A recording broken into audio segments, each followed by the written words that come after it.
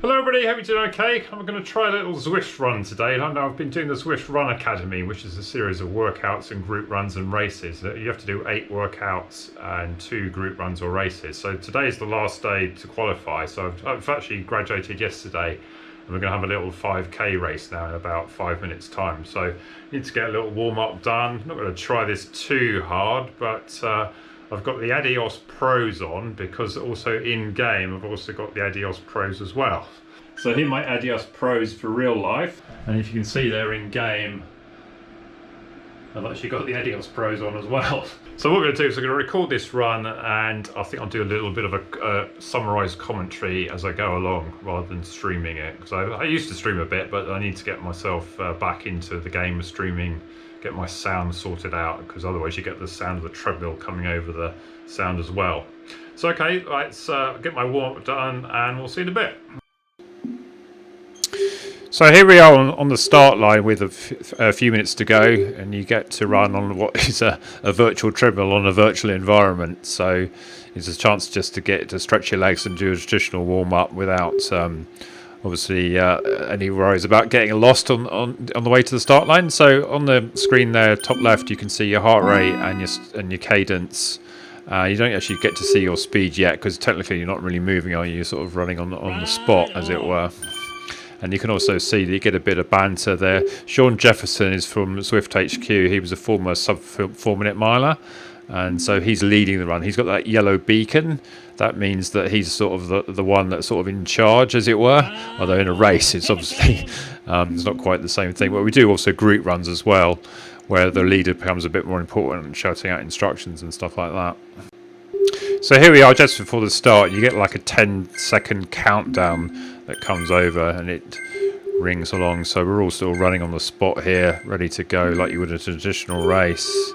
And then all of a sudden everyone steams off. So everyone of course is running on their treadmill here, and the speed for me is coming from my Technology My Run treadmill. Is a direct connection via Bluetooth for speed and cadence. You get that both from the treadmill.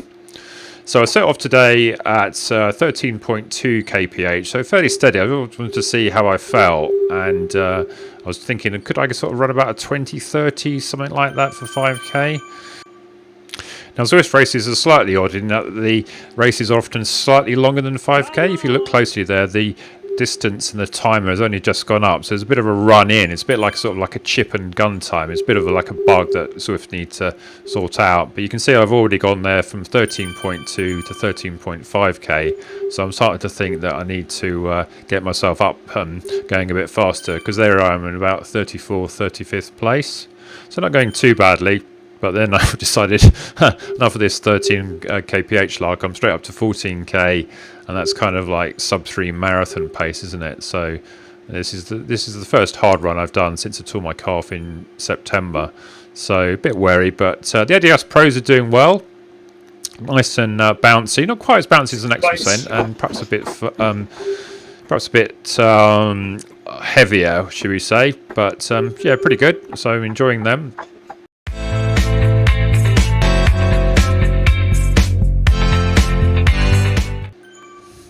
So now I've found myself running alongside Stephen Cousins, who does lots of streams of Zwift, and who's recently run a sub-3 marathon, much to his pleasure, and also John Hancock, who's another one of the Zwift ambassadors, as well as myself. We do a bit of work behind the scenes with Zwift HQ, setting up these sort of events and just give them general feedback. So nice to run along in a line. A bit reminds me of Co-Cram and Ovet in the 84 Olympics 1500, when the 3 British guys were ready to take on the world.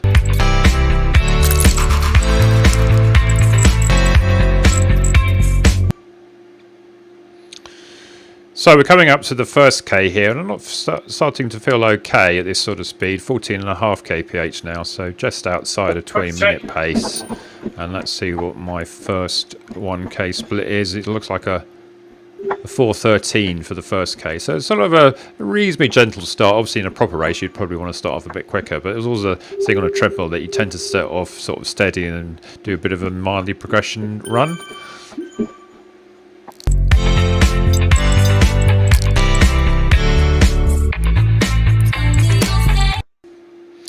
So here I am just coming up to the mile there in 6:44, which is pretty much the exact speed I did for the Seville Marathon. So just shows what the fitness does, isn't it? But it's good to be able to be running at what is it feels like a proper run rather than just sort of a 9-minute more plod trying to get a bit of recovery in the legs. So I think at this point I decided, should I go to 15 kph? And I think any minute now is about when I actually put the speed up to 15 kph. You can just see it ticking over now. There we go, just on to 15 kph. So that's exactly now 20-minute pace. So I think I wasn't going to try and run too much faster than this because I'm a bit worried about I'm not fit enough. I'm already working pretty hard here, already up to 1:45. This sort of beach environment here is on a 5k loop. It's kind of modelled on where the Zwift HQ is in the States, in Long Beach in California. Apparently, never been there, but maybe one day when the pandemic is over, maybe I'll get a trip out there possibly and run along this for real. So it is quite streamed out now, but there's so many people that you can chase, and you can see all their times on the right-hand screen there and what pace they're at. So you can see what speed you're doing at, obviously, but you can see everyone else's. So you know that if you want to try and catch up with somebody, you just have to up your speed and slowly catch them up.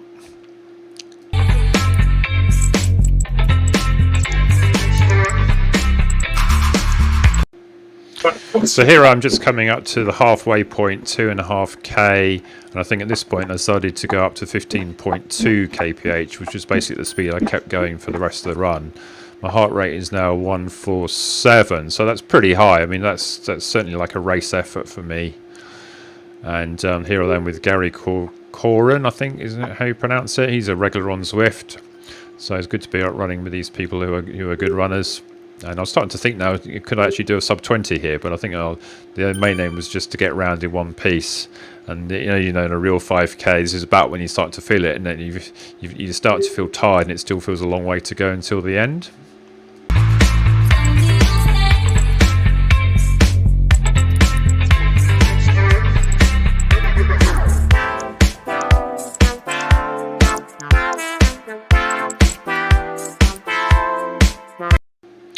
So here we are coming up to 4k, and I've started to notice my friend Stephen Cousins is in hot pursuit of me. So he's the runner right behind me, and he's clearly running a bit faster off the back of his sub-3 marathon on the weekend. It was amazing powers of recovery.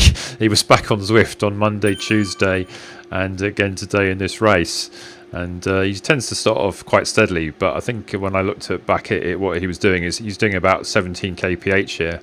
So he's about to come past me any minute. I'm on 4k, so I've just done that last k in 3:56. So, you know, if I'd have started off a bit earlier, I might have got a sub 20, but as it was, I just started off too slow. And has he come past me? Yeah, he's going to come past me at a rate of knots in a minute. Here he comes with the red cap on. And yeah, I decided that on another day I would have chased after him, but today I was pretty much all out at this point, so I just wanted to get to the line in one piece. There's through the 4k marker on the course, and so we'll check in at the end in a minute.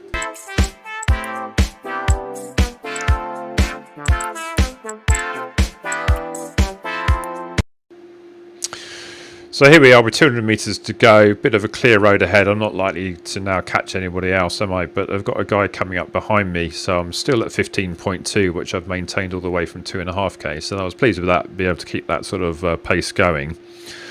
And I'm really starting to feel this now. You know, it's like in a 5k, you're just desperate to see the line. And now we've got 100 meters to go. And obviously, you can see my sort of running there, just about holding on form, and now this guy's coming up behind. You can see me reaching for my treble up speed, so just don't really want to let this guy go by. The competitive instinct's going on, so I'll put the treble up to 17.2 for this final 50 meters or so, and there I go, crossing the line.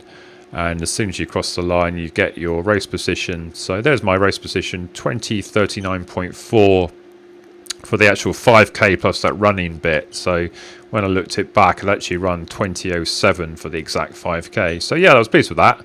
I think in a way, perhaps sort of doing a sub 20 first time out would have been a bit of a, you know, felt like a bit of a cheat, and so something to build up to next time. But yeah, I think the main thing was that I had a nice run, and I didn't feel like I was, you know, I was in pain or anything. Leg was a bit sore afterwards for sure, but yeah, that was a good day's or a good afternoon's work and a nice little break from work, a bit of extended lunch hour, shall we say.